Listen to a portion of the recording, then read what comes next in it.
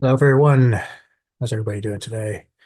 Right, so another lecture. You'll probably getting sick of these. Trust me, it's not fun for me, but hopefully it'll allow us to get through some more material.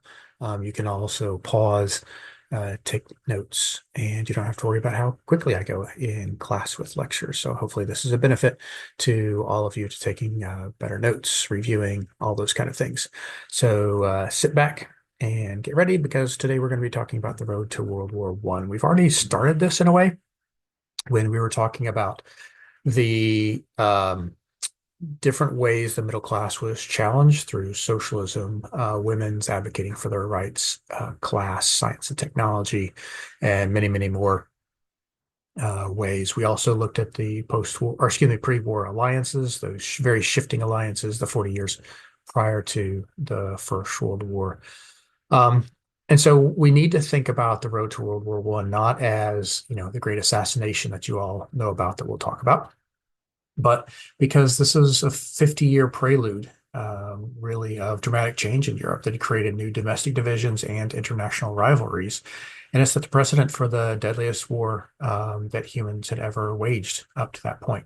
So it is called the Great War for a reason, because it was truly the first global war as colonies and then the mother countries supported and used each other at the same time. So here we go. So first of all, we're going to try to get the slide to actually advance. There we go.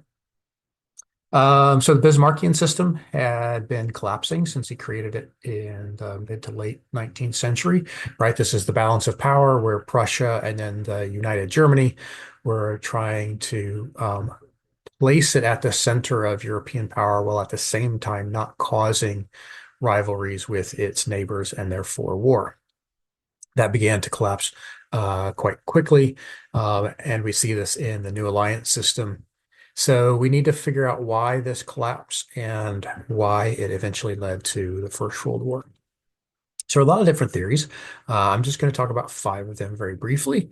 And these are in no particular order. None of them are the answer. All of them are an answer. So good historians don't believe in monocausal explanations. And I'm certainly one of those that do not. All of these, to one degree or another, was important for the coming of the First World War. So first, I'll start with the Marxist thesis.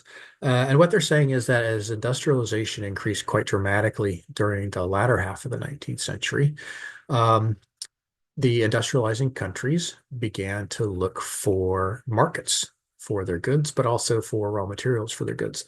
And so we embark on this period of imperialism and colonialism at the end of the 19th century. And this brought more and more nations into conflict, particularly Britain, France, Germany, and to a lesser degree, Italy. The second one is internal disintegration. So, domestic public relations is the way I usually like to talk about it. So, all those ways in the middle class was being challenged began to fracture domestic audiences. And so, rally around the flag, create a good war abroad, and that will unify the people at home. That was the idea behind this thesis. The third one comes from the German scholar Fritz Fischer, who basically blamed his own country, Germany, for trying to expand and expand too rapidly at the expense of other countries, particularly antagonizing Britain, who controlled the seas and was the largest power, and then France, which was on its border and had the lingering image of the 1871 German invasion and the Franco-Prussian War in their mind. Fourth is called balkanization thesis, which I don't particularly like the name of, but in essence, it's saying that ethnic rivalries began to pull apart countries, particularly the multi-ethnic empires, the Austrian, the Ottoman, and the Russian empires, as all three of those were beginning to collapse around 1900. And lastly is the nationalism thesis. The 19th century, as we've been talking about, is the century of industrialization, urbanization, and nationalism. And whereas nationalism was a unifying factor, initially bringing together new countries or renewed countries, by the time we get to the end of the 19th century, nationalism had begun to be projected as we are better than you. Or in the empires, nations began to realize their national consciousness and began to advocate for autonomy, national rights, and in some cases, even independence. Okay, so nationalism, where it might have been positive earlier in the semester, had begun to look more and more negative, and I think that's pretty much where nationalism still resides today. So, the storm before the storm, we had already talked about this in an earlier lecture with the Moroccan crises, the Bosnian crisis, and the Balkan Wars. So, I just wanted you to recall this briefly because the war in 1914 isn't new, right? We look we look at it as a new and unprecedented event, but it was already coming into being. Sorry, I'm not sure why these are moving forward on their own. Stop that. So the 1848 revolutions had come before that, and then this dual monarchy. Sorry, it's just moving on its own. Very weird. I've got a ghost in my computer. Um, so dual monarchy in Austria is a big one. Once Hungary gets new rights within the empire, then the Bohemians and what is today the Czech Republic, Serbians in Serbia, et cetera, all begin to animate for their own rights. So the immediate causes is the one that you probably learned, I hope you learned at some point, and that is the assassination of the Archduke Franz Ferdinand. So the heir to the throne is assassinated by Gettenferlo Princip in June 1914. Um, he is a Bosnian student and is really being used as a tool of the Serbian nationalists. This plot hatched in Serbia and then carried out in Sarajevo in Bosnia. The Austrians responded quite quickly. Well, maybe not all that quickly, with a couple weeks. That's fairly quick in this period, with an ultimatum of 11 different demands. And an ultimatum is uh, any set of ideas that one is offering, knowing that they will be rejected. So basically gives you the cause for war. And so the Austrians did just that. Right. That 11 demands, just a couple of them I'll give you. One is to suppress the anti-Austrian press, crush the secret patriotic societies in Serbia, remove all anti-Austrians from the government and the military in Serbia, and accept the aid of Austria in doing all of it, right? The aid. Serbia only rejected one of the 11 demands outright, and it's this last one that they had to accept Austrian aid to do all these things because that would have violated Serbia's own sovereignty. So after this rejection on the 28th of July, we see war declared on Serbia. But the Russians, right, who had long seen Serbia as an ally and as a little brother in the Balkans, right? Both are Slavic countries, both are Orthodox countries, Orthodox peoples. So Russia partially mobilized on the 24th of July. So the day after the ultimatum, but before the Serbs had rejected it. This gets everybody nervous, particularly the Austrians and the Germans, because they don't want the Russians to get involved. That changes the dynamics. So the Austrians declared war on the 28th of July instead. The Russians now, or excuse me, the French, right? So think about all of our alliances. The French then jump in and say, "Oh, okay, well, we're going to mobilize too. We have to be careful because we know that the Germans and the Germans and the Austrians are probably going to go at this together. So the French mobilize against the Germans. So what did the Germans do? 2 days later, they declare war and mobilize against France.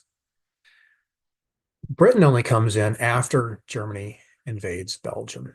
Belgium and the other low countries, the Benelux countries, so Belgium, Netherlands, and Luxembourg, had long been seen as a place that Britain wanted to be a good friend and to protect. Um, the the ease of Germany invading Belgium, there's really nothing to stop them. And same with Netherlands and Luxembourg. So Britain took that on themselves. And so once Germany invaded Belgium, Britain declares war against Germany. And then it all breaks loose. It becomes a truly world war. As far away as Japan, Turkey, and Italy soon join the wars as well. And you can see on this map the different allied powers in Europe, right? But of course, this does span the globe, particularly in the colonies that many of these European countries have. So this is what continent looks like after 1922. So in a couple days, we'll talk about the post-war treaties that get us here. So this is what we're looking at prior or as the war breaks out. And this is what happens after. So particularly look at Austria and watch how it changes. Austria shrinks and becomes a whole bunch of different countries, and that's probably one of the biggest ones. But we also have massive displacements of people that we'll talk about as well.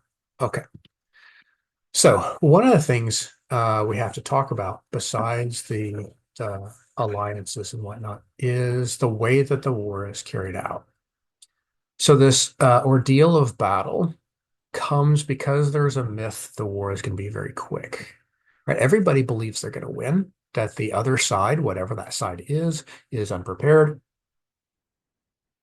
and will succumb quite quickly.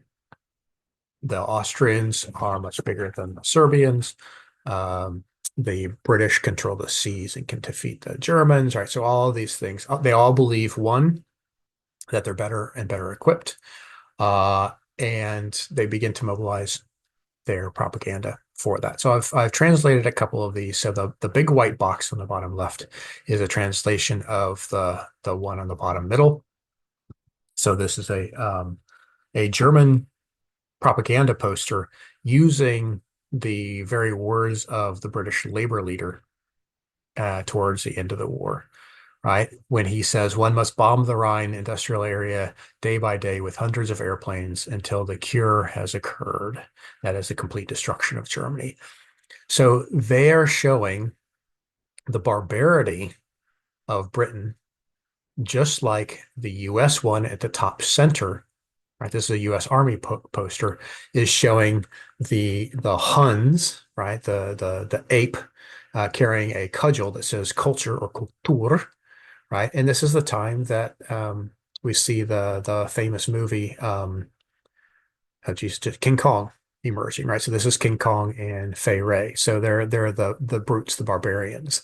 The British one on the left, Britain needs you at once, and this is King George or Saint George of Britain slaying the dragon being Germany. And then we see a French one on the right. Germany is war, a pan-German butcher, and you can see that she is carving up this meat behind her and the pie in front of her with her big knife. Right. So this propaganda war is, propaganda is not new. Propaganda has always existed, but because of things like the printing industry exploding, uh, the propaganda machine is much faster than we have ever seen to this point. And so the Allies are projecting themselves as fighting for liberty and justice and the freedom of the small countries, the Benelux countries, and the battle against the Germanic militarism. Germany and its allies are fighting for what they believe to be a superior culture, a fatherland, and most importantly, what they believe is the encirclement by the allied nations. Okay. So all of them are portraying their side as the noble war, right? And even the socialists, right, who to this point had been largely pacifist, right? Because what is war, right? It's the poor classes fighting for the rich classes. Marx, in particularly, said that nationalism is national borders are irrelevant. It's the working class that should be uniting. So why should the German working class be fighting the British working class just to enrich the industrialists? Well, guess what? Most socialists line up behind the flag and go to war, right? So what does this war then look like once it begins? It's not pretty. Um, we have this myth of the quick war, and quite quickly, by the time we get to the end of the year, right, everybody thought that their boys would be home by Christmas, and that did not happen. Their boys ended up dead in the trenches, like we see with this skeleton on the right. So quickly, Germany advances towards Paris. Um, Everything begins to bog down on the Western Front and leads to the trench warfare, which you see in all three of these photographs, right? With trench warfare, the defenders have the advantage, right? Because as soon as you jump out of your trench into no man's land, you can be killed with new technologies, right? Repeating machine guns, poison gas. You can be slowed down by this new thing called barbed wire. They'll make you um, even more subject to the bombardment of the enemies that you're trying to attack. And you can see here on the bottom right, even dogs and horses had gas masks.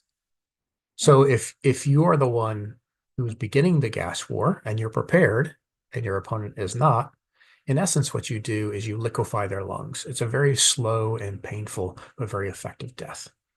So machine guns, barbed wires, later tanks are introduced in 1916. We do see airplanes being used in war, mostly reconnaissance and dropping leaflets. I mean, these are biplanes, so there's one person who's flying the plane, another one sitting in the back seat, if you will, just kind of dropping bombs out of the side. It's not terribly effective, right? And the old generals didn't know how to use a lot of these technologies, right? They were still using cavalry to charge tanks. So this is a really brutal, brutal life in the trenches in which people don't move sometimes for months.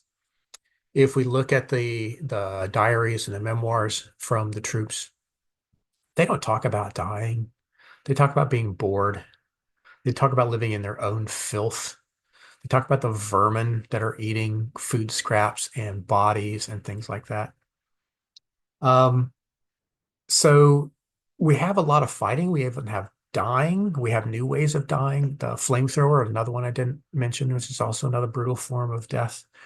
So we have a lot of fighting and dying, but no gains, right? The trenches really don't move.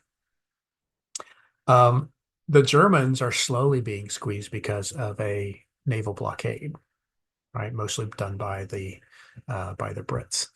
But the human costs on the front lines are absolutely devastating. Just to give you a few examples here, and you don't have to know these specifically, but just so you have a sense of it.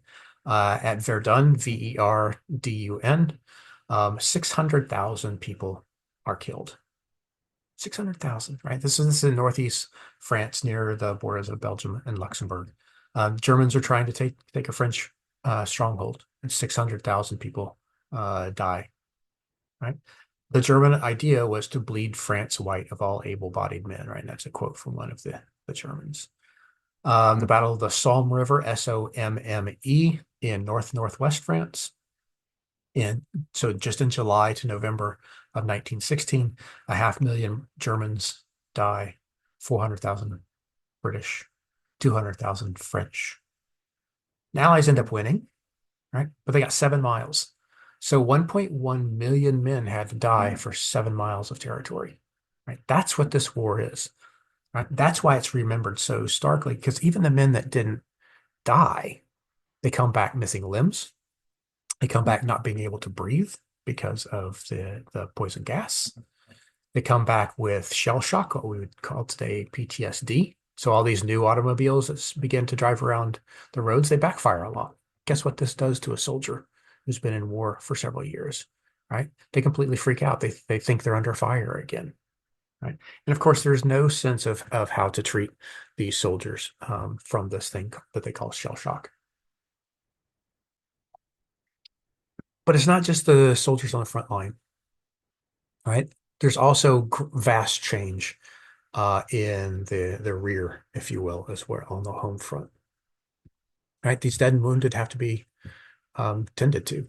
Right, they have to be brought back to health by nurses and doctors on the front lines, but then also at home. The dead have to be buried, and it's endless burial. And in some places, in many places, like in northern France and Belgium, you see massive Allied cemeteries. Right, Flanders Fields, for example. Because they just can't be transported back home. They have to be buried quickly in these massive cemeteries. But on the home front, it also creates different ways of thinking, right? Quite quickly, countries understand that the road to victory is from better coordination and central planning. So we begin to see with the First World War much greater attention to centralized power, central executive power in particular, in all the European countries and in the United States to a lesser degree as well. That to win, you have to be able to control um, industrial production, transportation of those goods to the front lines, food production, right? Limiting food consumption at home so it can be sent to the front lines for the soldiers. So this is a changing world at home, a changing way of even thinking about what the place of government should be. Sorry, this overlaps here. The developing world, what we would call the Southern Hemisphere, we used to call the Third World. Now it's called the Global South. Basically, all the colonies of the European powers begin to develop quite quickly. Right? Production can't be done in Europe in a time of war. So this happens in the colonies. And so we see quite a rapid development of the industrial might of the world market. And so they begin to compete with Europe after the war. We also see inflation and deficit financing, right? So deficit financing, typically it's done by printing more money. And when you print more money, you almost always increase inflation. This means everything costs more at home. So there's an economic crisis going on in addition to all the body bags, and well, they actually didn't have body bags, all that stuff as well. Some positives is women's emancipation, right? And so you can see here in some of these images the way that women are central to the war effort. Draft horses are now sent to the front lines. So women become the draft animals, pulling the plows to produce the food to feed the home front and the front line, right? So you can see how this photograph at the top becomes a propaganda poster, domestic propaganda poster in Britain at the bottom, right? Will you help the women of France save wheat, right? So do your work, produce, but don't consume as much so we can send it to women in France. But also this notion of women helping in a variety of ways, right? The victory girls, the land girls, which is what these female farmers are called, everyone pulling for victory. So we see nurses going to the front lines in fairly large numbers. Um, and it's an important part of the war. They also go into the factories and they produce the munitions, right, with the men and the boys going to the front.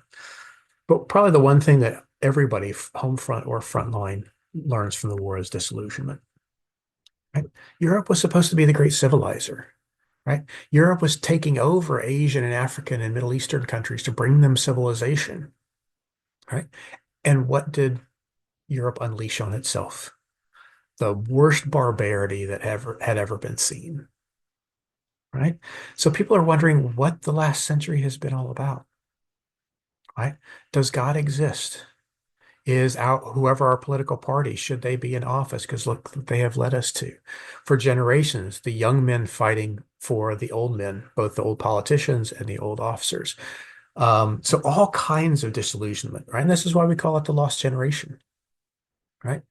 Their lives were lost for 4 years and really for no gains, right? It really showed the brutality of humans, right? We are the most brutal species that live on this planet. The amount of damage we've done to each other and our national environment is unparalleled amongst flora and fauna, right? And so what we have is even greater nationalism, right? We were done bad. We are more superior to these other countries.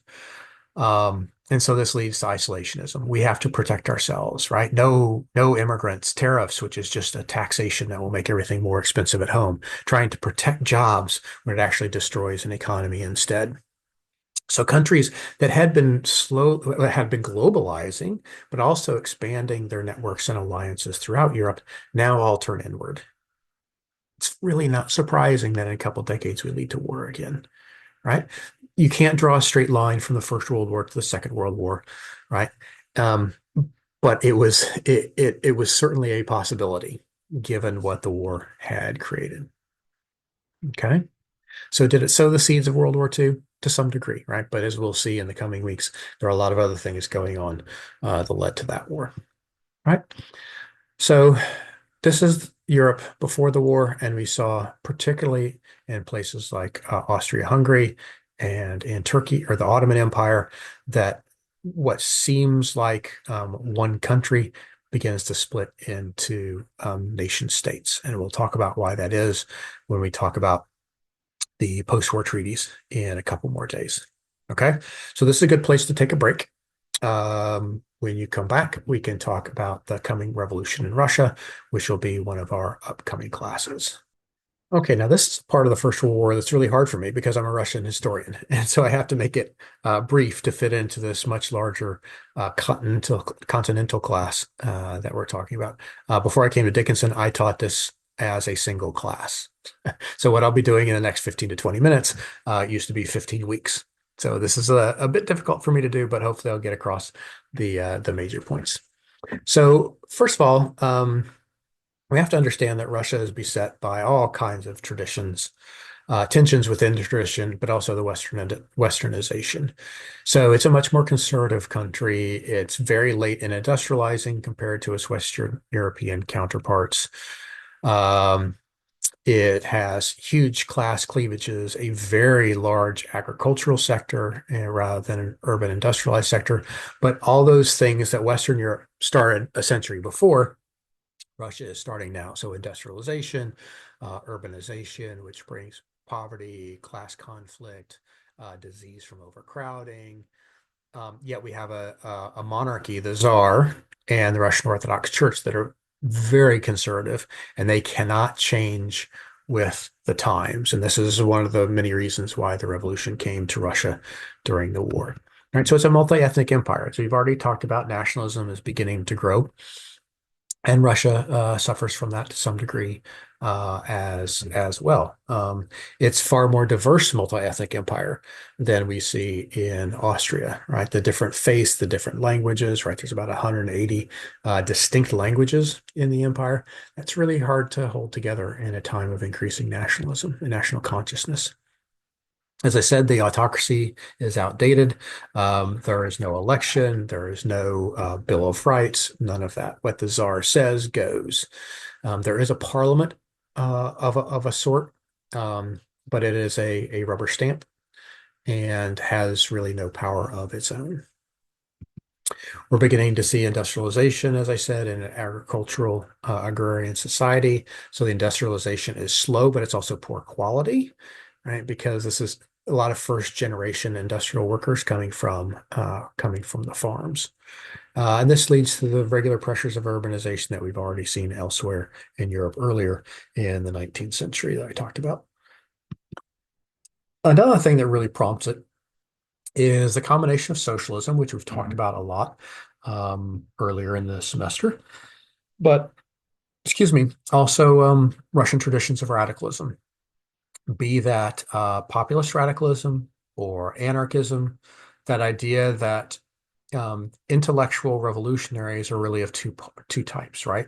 Those who like to think about it and those who want to do something about it now, right? And particularly that last one, kind of the more bomb-throwing radicals, kind of the origins of today's terrorists, are combining these ideas of social justice with immediate action. And so we see several different assassinations and assassination attempts at the end of the 19th and beginning of the 20th century. But this is not unique to Russia. This is the 1890s, 1900, early 1900s are the great age of political assassination throughout Europe and into North America as well. So let's talk about Nicholas II. All right, the last Romanov Tsar took power in 1894 from his father, Alexander III, and he really continues that repression from his father. The monarchy had been rather reformist prior to that. I wouldn't say progressive by any stretch of the imagination, but they were trying to improve. They're trying to create new systems, trying to free people, and did free people with the end of serfdom in 1861. Nicholas and his father, Alexander III, wanted to have nothing to do with that, primarily because Alexander III's father, Nicholas's grandfather, Alexander II, was assassinated in 1881 by one of these radicals. So we have a dilemma here. Um, the desire and the need for modern industry to compete economically and militarily is a priority. It has to happen, or Russia is going to fall behind as all these other European powers globalize and modernize their industry. So this leads to rural migration to the cities. It leads to growing education, and when people get educated, they begin to think for themselves, which leads to a greater portion of the population that is willing to go into opposition. So this brings a development of both socialism and liberalism in a very conservative state. All right. So Lenin, when he writes Что делать, or What is to be done in 1902, he's talking particularly about this, about the great sacrifice that a true revolutionary has to be made, right? So this is Lenin on the bottom right. Nicholas is at the top. And the little guy next to Lenin is a man named Chernyshevsky, from whom is a really bad novel he wrote of the same title, What is to be done, that Lenin adapted into a kind of a political manifesto. So the war and the revolution had really come to Russia long before the 1917 revolution that you may have studied at some point. It really started in 1905, right? What I call the dress rehearsal for the revolution. You'll see a couple of these highly racist posters here at the bottom. These come from the Russo-Japanese War in 1904 and 1905. Russia, this massive empire, right?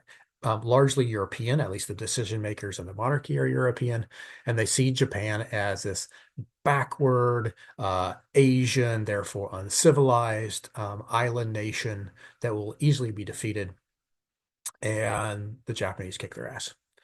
They immediately sink the Black Sea Fleet, or excuse me, the Pacific Fleet, then the Baltic Fleet from St. Petersburg sails all the way around the world, and it ends up at the bottom of the ocean.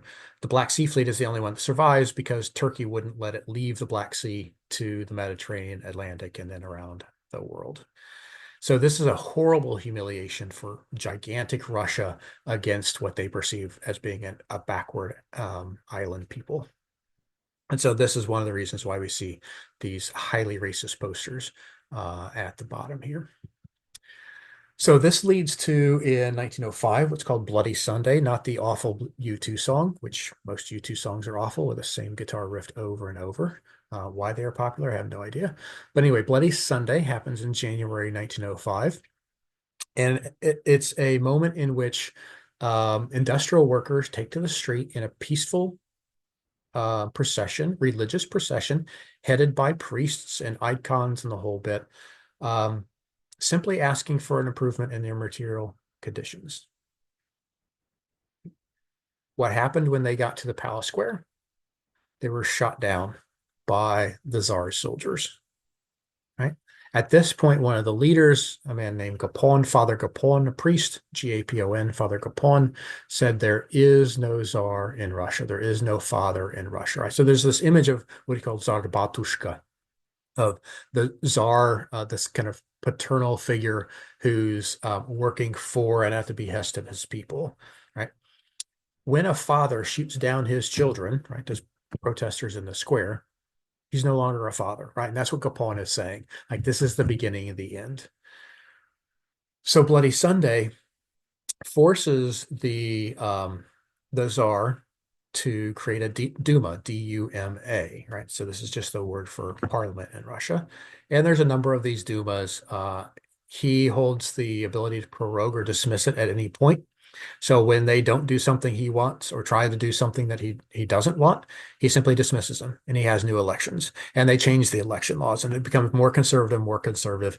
They never hold the power of the purse. They can't create war and peace. They really can't create any law that that the Tsar won't approve because he can simply veto it at the wave of a hand. So it's a consultative body. It's not a body of any power whatsoever. Okay. So let's fast forward a couple years, then to the beginning of the First World War. And what does Russia want out of this war? So we have to understand that Russia has been operating for several decades. The monarchy has been operating for several decades on this principle that Russia is an autocracy. Russia is Russian Orthodoxy. Russia is about being ethnically or nationally Russian. This is problematic in a multi-ethnic empire of Turkic peoples, of indigenous peoples, of Buddhists and Jews and Muslims, right? So official nationality is what this tripartite definition is, simply doesn't fit this vast empire that spreads across 11 time zones, right? The largest landmass in the world. So one is to distract from all those cleavages, right? So the domestic public relations we talked about in an earlier lecture, but also to protect itself and Serbia, right? It's co-Orthodox Slavic brothers in the Balkans, right? The Serbs are next to the Croats, who are also Slavic, but they're Catholic, like the Slovenes just to Croatia's north. What it really wants is to seize the straits at Constantinople, and you see this in the map. So Constantinople is Istanbul, modern day Turkey, and the strait between that separates Europe from Asia. Turkey is on both continents. Um, because Russia wasn't able to get its Black Sea out or its Black Sea fleet out of the Black Sea and into the Mediterranean, they see this as absolutely imperative, both for their commercial and their military success. Right. So this is one of their main aims is to seize the straits and to have free access of the waters. Because quite literally, this map is a bit, I mean, you can't tell from the scale of it, but if you have a good pitching arm, right, you could stand on one landmass, throw a baseball onto a boat, a ship in the middle of this strait, and then onto the other side, right? That's how narrow this is. So you can't get out without being shelled and bombed, right? It's that narrow. So they have to be able to either seize it or make sure that Turkey is going to allow their passage through. So what does war look like in Russia when it comes to the Russian Empire in 1914? Well, they believe they'd win too. They have more people than everybody else. They have more people, probably almost as many people as the entire continent of Europe. So they believe it's going to be a short war. And the first year, they kind of hold their own against the Austrians and the Germans. Disaster begins in 1915. The Tsar thinks the solution is for him to go to the front war and become the commander in chief on the front lines, but he's an absolute military disaster, and things actually begin to get much worse in 1915. On the home front, we have a whole bunch of different problems going on. One is the German influence. So his wife, the Tsarina, the Tsar's wife, is actually German at the time that they're fighting Germany. So all kinds of rumors go around that she's in his ear, that she's actually destroying the Russian military and therefore Russia's abilities to win the war, et cetera, et cetera. We have an upsurge in patriotism, Russian patriotism in particular, which makes the other ethnic groups in Russia very uncomfortable. We begin to see civil society emerging. One of the things that was learned during the Russo-Japanese War is the government's incompetent and civil society. So different civic groups actually began to move medical aid to the Pacific. Even troops and food and things like that was done by private entities, right? When the government couldn't do it for themselves.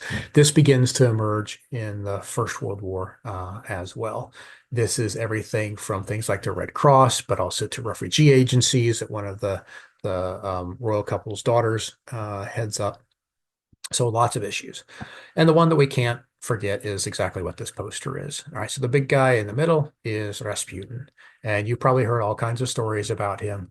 Some of them are true, many of them are not. The one that emerges in the rumor mill in the Russian Empire is that he is actually the sexual partner of the Tsarina, right? Which it was not the case, right? The Tsar and Tsarina had a very happy, loving marriage, lots and lots of kids coming from that.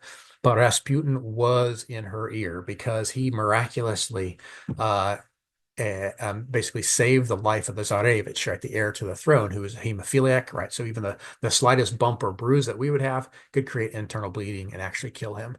And by telegraph, somehow from the middle of Siberia, 1,000 miles away, he cured one of these hemophilic events of the young Tsarevich, right? Of course, this is nonsense, but this is like a lot of religious belief. Like there's no basis in science or in fact. She believed it, and therefore he did have a great deal of influence at court through the Tsarina. Politically, we begin to enter a period of what is called dual power. So We talk about the 1917 revolution in Russia, but there's actually two. The first is in February or March, depending on the calendar. Russia was on a different calendar at this point. So on their calendar at the time, it was the 23rd of March. We would see it as the 8th, or excuse me, 23rd of February. We would see it as the 8th of March today. So what happens is women take to the streets in the capital in St. Petersburg, and they topple the monarchy. That's the revolution. That's the real revolution. The one at the end of the of 1917 that we'll talk about is a coup, right? Here, people were starving during the war. The war is being lost. It's absolutely horrible. And then a fire in a warehouse leads women to see that actually the people are hoarding flour for bread. And so they break into the warehouse, they break into bakeries, things like that. All of a sudden, their male cousins and brothers and whoever's not on the front line come out of the factories, and the streets fill with people. And over a number of days, they pressure the czar to actually resign, and he steps down. He abdicates. Right. So you'll be reading about his abdication, and you should think about why and to whom he abdicates, and what that might mean. What it means for us at this moment is that we have two governments emerging, in essence, in March of 1917. We have the provisional government, to whom the monarchy yields power, legal power, but we also have the Petrograd Soviet. So St. Petersburg during the war is renamed as Petrograd because St. Petersburg is a German name for the city. Petrograd is simply the Slavicization or the Russification of Petersburg, Petrograd. It still is Peter's city, as Petersburg is. So the Petrograd Soviet or the Petrograd Council is socialists, right? Socialists who are beginning to gather more support in Petrograd amongst workers and some soldiers. And they begin to make connections with the working class in the front lines and say, don't do anything you're told until we tell you it's okay. So dual power means just this. We have a legal power, but then we also have a popular power with the Petrograd Soviet. It's highly dysfunctional in a time of war. You don't want a general to say charge, and then the sergeants and the private saying, just a second, we have to call back to the capital to see if this is okay to do, right? So the war goes horribly badly after this moment. And so from this moment until the Bolshevik Revolution in October or November of 1917, we have a growing escalation. As the cabinets change, as the leadership of the provisional government changes, we move from one socialist in the cabinet to more and more socialists. What is missing in the cabinets is any Bolshevik. There is zero Bolsheviks. Lenin's party, Stalin's party, Trotsky's party. Trotsky is the guy you see here on the right. There are none of them in the cabinet. Most of them are liberals. The others are either socialist revolutionaries or Mensheviks. Socialists, revolutionaries, and Mensheviks both being socialists. Right. So there's a growth of socialism within the four cabinets during that spring and summer, but none of them are the Bolsheviks who end up taking control. Lenin even comes out, Vladimir Lenin, so the guy who will make the revolution towards the end of the year, comes back in April, writes this thing called the April Theses, in which he is telling his supporters that they need to seize power, and they need to seize power now, and they need to do it as a minority organization, et cetera, et cetera. And even his own party looks at him cross-eyed, like, what are you talking about, man? This will not work. So even his own people don't support his vision of what should happen in Russia, right? The vision that does happen a few months later in April, they think he's absolutely nuts, right? So in June, there's a uprising. Lenin flees again. He's been in exile in Europe for, in essence, the entire war, and even before that, because any politics in Russia is illegal. So he flees back to Europe. He's kind of between Finland and Switzerland and many other places. The June uprising destabilizes things at home, and then the July offensive on the front goes horribly wrong. Later in the year, there's this thing called the Kornilov Affair. You see him down here at the bottom. We still don't have 100% agreement on exactly what's going on, but Kornilov gathers his troops together. And his troops are in Russia and leads them north towards the capital. Um, was he going to usurp power? Was he coming to support the provisional government? We really don't know 100% for certain, but the threat led the Bolsheviks to raise about 25,000 troops to counter them. And the thing that the socialists were really good at, they were not Russocentric. They weren't Russophiles in the same way that the military was. So because these troops were made up of people from all different nationalities and languages, the socialists, Bolsheviks, Mensheviks, etc., sent people who spoke those languages to the troops and saying, you're being led into a bloodbath. They're simply going to usurp power so they can continue to oppress people, right? So they're sending out people who can speak Azerbaijani and Georgian and Ukrainian and whatnot. And it halts, right? And whatever was going to happen with the Kornilov affair doesn't happen, right? But we still have a massive amount of chaos going on from the revolution in March to the October or the November Revolution, right? So this is what the Soviet Union and the Bolsheviks eventually called the Great October Revolution, right? Because it was October on their calendar at the time. So you see here in the bottom right a storming of the Winter Palace from the great filmmaker Sergei Eisenstein. If you don't know his work, you should, because every film student at every film program around the world studies Eisenstein's film. He's one of the great early filmmakers. The problem is that this is complete fiction. There wasn't really a storming of the Winter Palace. The Winter Palace was where the provisional government is housed at the time. It is protected by the Women's Battalion of Death. Sounds impressive, not so much. And basically a junior ROTC battalion. Right, so it's easily taken over.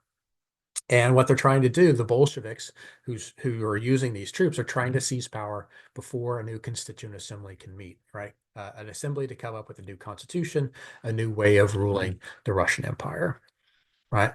So they surrender quite quickly. The troops take over the palace. They capture some of the provisional government members. Others flee, come into exile. Some of them come and teach at places like Stanford in the United States eventually. Um, but they also the troops realize that the greatest wine cellar in the world is in the Winter Palace, and they just get rip-roaring drunk.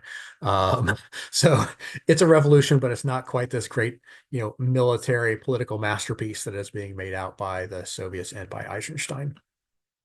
So the power is taken, but then how do you actually capture the country, especially a country of this size, right? So immediately a civil war begins as the Soviets begin to go through like by railroad from major city to major city, trying to raise the working class up against the monarch's military, which still stands, right? And the monarch is still alive at this point until the next summer in 1918. So the Civil War is massive. All right, the American Civil War is a joke when you look at the Russian Civil War, right? So in the U.S. Civil War, we have about 625,000 people who died. In all wars in the United States, about 1.3 million people have died. Russian Civil War is between 7 and 12 million dead. This one event, 7 to 12 million. So it's at least 7 times the size of all U.S. combat deaths from the Revolution to the present. Right? The Civil War also included almost 600 Americans and 350 Brits died because the allies, the Western allies in the First World War, were trying to get the monarchy back in the war. So they sent their troops into Russia to fight the new rebels, the Bolsheviks, the revolutionaries, and to put the monarch back on the throne.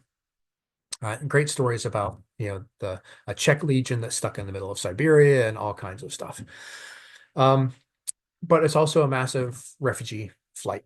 1 to 2 million flee outside of Russia. They find themselves in places like Germany and France at the end of the war. 2 million dying of starvation because people are at the front line, or they're fleeing, and so nobody is raising the food. And then disease in any wartime is rampant, and probably another 3 million die from that. So it's the most devastating civil war until maybe the Chinese Civil War a few decades later.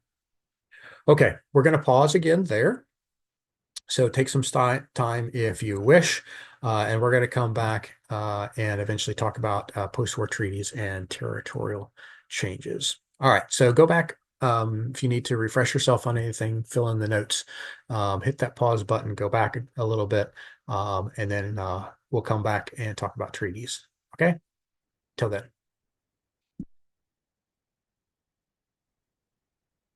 Okay, so we're going to wrap up our discussion of the First World War today. We're going to talk about the post-war treaties, the armistice, particularly territorial changes, right? Because we end up with a very different looking Europe between 1919 and 1921, right? So you know the Versailles Treaty probably. That's just one of many that go on during this period that really fundamentally reshapes Europe, sometimes for the better, oftentimes for the worse. All right. So where do we start? Let's start with US President Woodrow Wilson. He issues his 14 points in January of 1918. And what he's trying to do is to solve some of the fundamental problems that he saw leading to the First World War, right? So his 14 points, you can find these online, but I'll go through them very quickly here. And you'll see, based on our previous classes, that he does have a pretty clear idea of some of the things that were problematic leading up to the war. So 14 points. One, abolition of secret diplomacy. Two, freedom of the seas, right? So that we don't have competition. Three, elimination of economic tariffs. Again, competition. Four, arms reduction. Five, imperial readjustment of colonial claims. So not allowing freedom of peoples in the colonies, but readjusting those so there's less competition in Africa, Asia, and the Middle East. Six, restoration of Russian territories that were lost in the war.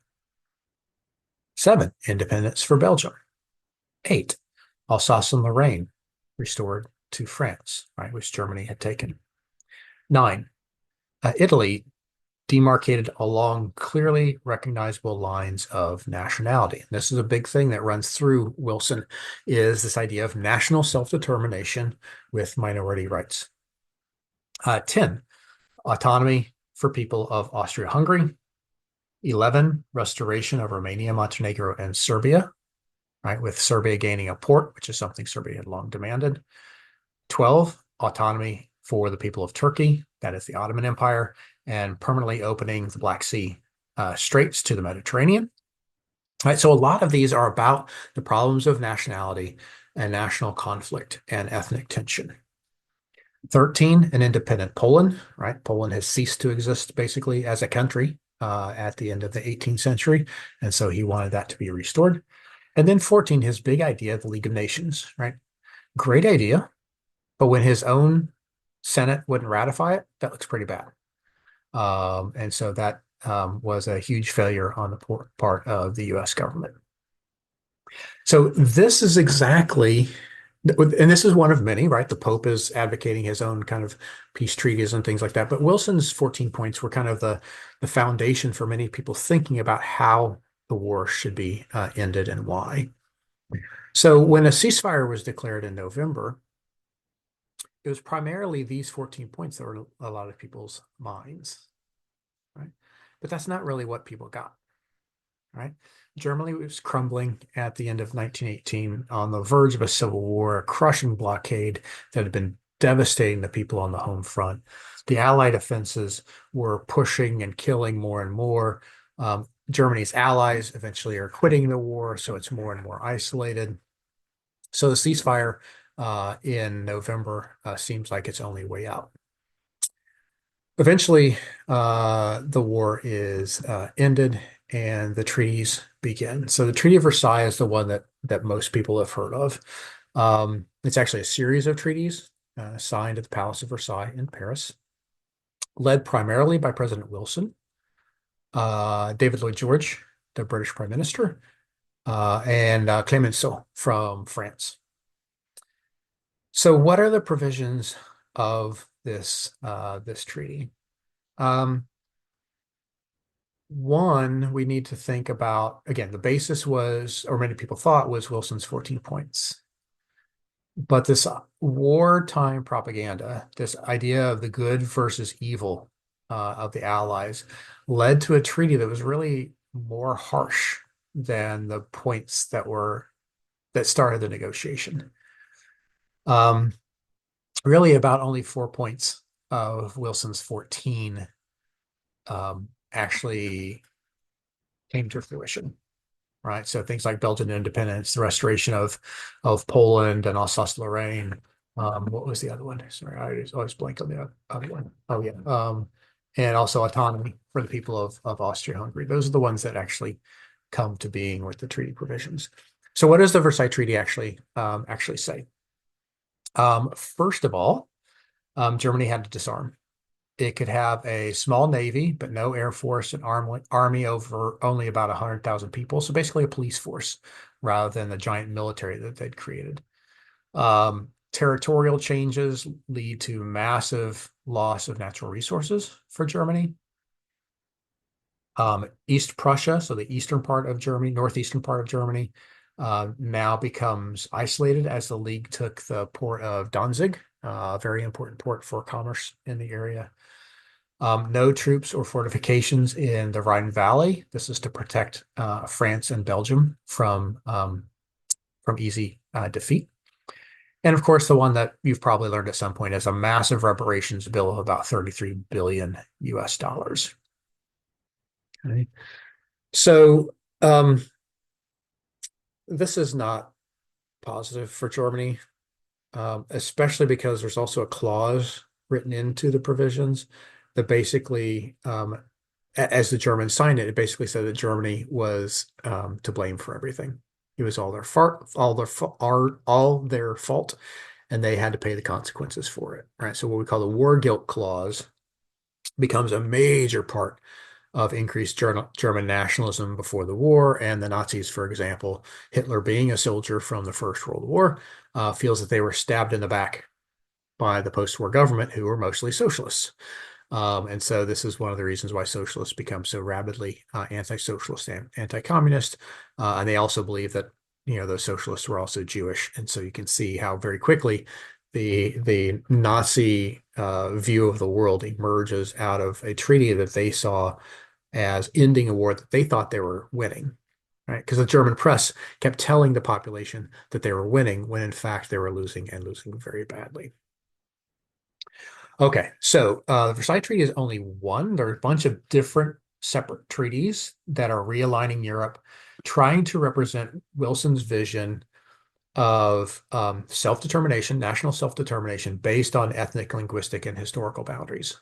Because he saw that as the number one problem with Europe is too many nationalities being repressed by another nationality. And so particularly in the Ottoman and the Austrian empires. Okay. So we have the Treaty of Saint-Germain in September of 1919. I'll show you some maps in a little bit to illustrate this. This forced Austria to cede 3/4 of its empire, and 3/4 of both the area and population, right? So 75% is lost. And so Austria goes from this large empire down to this small country. Contrary to the notions of self-determination, many German speakers were forced into new countries, right? Like what we call the Sudeten Germans in Western Czechoslovakia, this new country after the World War. Western Czechoslovakia is 80% German, right? And this is the first place that the new Nazi party in the 1930s begins to take over to start the Second World War. In treaties with the Ottoman Sultan, we see a tremendous number of treaties. I'll talk about these in a second with some more maps. Dividing the territory into independent countries, but also mandates in the Middle East. So all the problems we see in the Middle East are basically based on the mandate system that emerges. That is where France, Britain, and to a lesser degree, Italy, all get tiny, tiny little parts, or actually some large parts of the Middle East. And all those boundaries, those nice straight lines we see in the Middle East, are basically somebody sitting in London drawing a line on a map and saying, let's call this a country that we have power over. That's the mandate system. But also these treaties with the Ottoman Sultan lead to things like Greece, changes in Greece, a new Yugoslavia, changes in the Italian territories, et cetera, et cetera. The League of Nations is born, right? But it's powerless. It doesn't really have a mechanism to enforce its rules. And without the United States as part of it, right? Um, the U.S. Congress prefers, our tradition of isolation, of being the best and doing our own rather than being part of something larger and better. We refuse to ratify it, right? So this is a failure of internationalism, right? That really leads to the next World War. Okay, so some maps. So Germany in the Treaty of Versailles loses about 25,000 square miles and 7 million people. All right. So you'll see up here, let me get a pointer. Where's my pointer? All right. So here you can see the free city of Danzig. I hope you can see that on your screen. I can see it on mine. Um, and then we have territory going to Belgium, the Saarland, which becomes a semi-autonomous region. And then territory ceded, Alsace-Lorraine ceded to France. So it's losing a lot of territory and a lot of people. When we look at the other treaties, like the Treaty of Saint-Germain, we can see even greater changes. All right, so this is the treaty that dissolves the Austro-Hungarian Empire. So all this territory that's kind of orangish, but also pinkish, and this gray area down towards the bottom, that's all part of the Austrian Empire. But now you'll see the internal red lines denoting Austria, the new Czechoslovakia, a new country that's being born, Hungary, Romania is getting a lot more territory, et cetera, et cetera. So a lot of changes within the borders, but also the population shifts, trying to make it more based on national majorities within countries. But because this had been an empire, people of different ethnic groups are living all over the empire. So even with these new countries based on nationality, a majority nationality, you still have very, very large minority populations. The Treaty of Neuilly-sur-Seine, sorry for you French speakers, my French is terrible, forces Bulgaria, right, which was fighting for the Germans, or with the Germans, to cede a lot of territories. Population exchanges with Greece, a new kingdom of Serbs, Croats, and Slovenes that will eventually be called Yugoslavia. And anytime you see population exchanges, these are problematic, right? We think, oh, great, people are going back to their home country. But they're not going back to home country they know, right? Their families have oftentimes been living in these territories for generations. Now they're going back to a country that speaks their language, maybe a little different dialect, but that they know nothing about. So it's very jarring. Um, and frankly, I think it was terribly immoral, right? But it was their notion of, if we get all these people who speak the same language with similar traditions all in one place, then we'll have less problems. Well, it doesn't work out that way. The Treaty of Trianon, this is carving up the Kingdom of Hungary. The Kingdom of Hungary was part of the Austrian Empire, so it was actually a dual monarchy. The King of Austria and the King of Hungary were one and the same, but they were two different autonomous territories. So the Kingdom of Hungary is divided up into the pink part, which becomes the country of Hungary, but then also territories ceded to Romania, the new country of Czechoslovakia, or the Czechoslovak Republic, and then the Kingdom of Serbs, Croats, and Slovenes that becomes Yugoslavia pretty soon, and Austria. So you can see here in these little pie charts that are denoting different ethnic groups, that there are still massive numbers of national minorities within these countries. So we're creating nation states with massive, massive national minorities still. So it doesn't solve the problem that President Wilson thought would be solved after the war. And then the Treaty of Sèvres dismembers the Ottoman Empire. And here you can see the mandate system. So you see the French and the British mandates down there in the bottom right. The Kurdish region, which is a big problem for the Turks and Iraqis, Kurds being a national group who want their own land, and their land today is still divided amongst different groups. You'll see the Greek and the Italian zones. So this just becomes a different hodgepodge. You just destroy the Sultanate or the Ottoman Empire, but you just create different empires instead. And so, not surprisingly, we have a war of independence that then leads to another treaty, Lausanne in 23, that creates the Turkish Republic. The worst deportations, and sorry, this is in French, but it's the best map I could see describing this, is the Lausanne that moves around Greeks, Bulgarians, Turks, Armenians in this area of the Black and the Eastern Mediterranean. We're looking at 6 million people maybe who are displaced going one direction or another. And so if you're a Greek citizen of the Ottoman Empire and you're going back to Greece, the country, your homeland people don't want you there for the most part, right? You're seen as the backward peasant who speaks a different dialect, may not even be Greek Orthodox anymore, right? And the same goes for Turks coming from Greece into the new Turkish Republic, right? They're still seen as foreigners because their families haven't lived there for generations, right? So this is really a poor way of ending the war. But this idea of national self-determination was so strong, and Hitler will use that to his advantage in the coming decades. Treaty of Riga in 1921. Russia during its civil war in 1918 begins to lose a lot of territory, and so what we see here is a demarcation of territory. Finland getting back some territory, or excuse me, Poland getting back some territory, Russia getting back some territory from Poland, Lithuania, etc. Okay. And then, as I said, Yugoslavia coming out after the collapse of these three great multi-ethnic empires. Goodness, do I want to continue? I'm exhausted. Yeah, we'll skip all that stuff. Okay. So what are the economic consequences of the peace, right? We'll talk about this more in class, but I want to give you some overviews.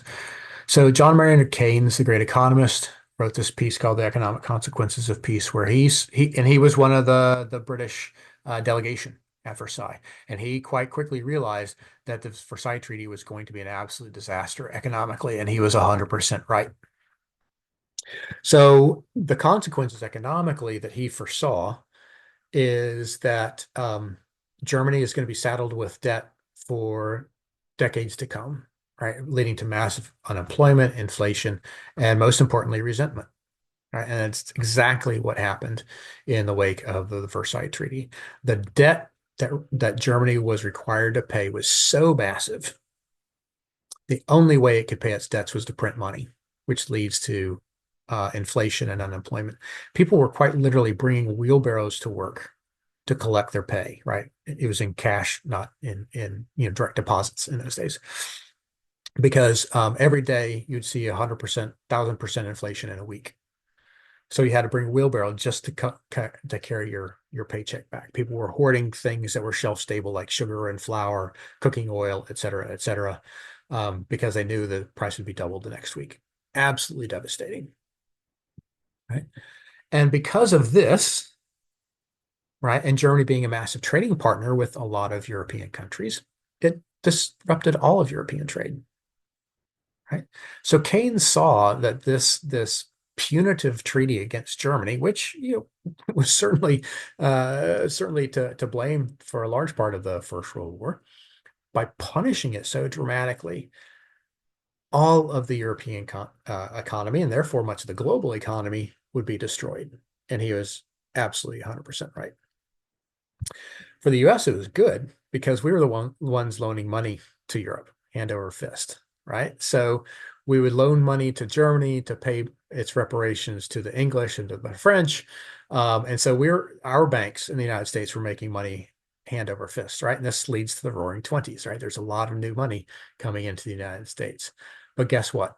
When Germany can't or won't pay its debts, it's the American banks that collapse, right? And we will see this at the end of the 1920s. There are other parts that follow the Versailles Treaty that are important as well. The Dawes Plan in 23 that the United States proposes and gets passed through revises the payments or the reparations that Germany has to pay downward. Um, and as I said, we begin to loan Germany money so that it can pay. So quite quickly, even by 1923, most countries realized that the punishment, the economic punishment of Germany, was having ill effects, and so the Dawes plans lowers that payment. The Young Plan a few years later reduces the bill to $8 billion and stretches it over 58 years with a pretty hefty amount of interest. But Keynes was right, right? The solution should have been forgiving that debt, right? Lowering tariffs. That way it stimulates the economy of Germany to rebuild and rebuild itself as a major trading partner and producer within Europe. All right. And a lot of this mistake of the Versailles Treaty leads to the Great Depression later in 1929. All right. US forces Germany to repay its loans. Germany defaults, which means France and Britain can't repay their debts to the United States, so they default. And we just see this massive economic spiral that takes in the entirety of the global economic system. To some degree, or some places more than others. The Soviet Union, for example, 1929 wasn't really part of the global market, so they don't really suffer from this downturn much. But any place that had international trade suffers quite dramatically. Um, right, Oswald Spengler may talk about him more in class.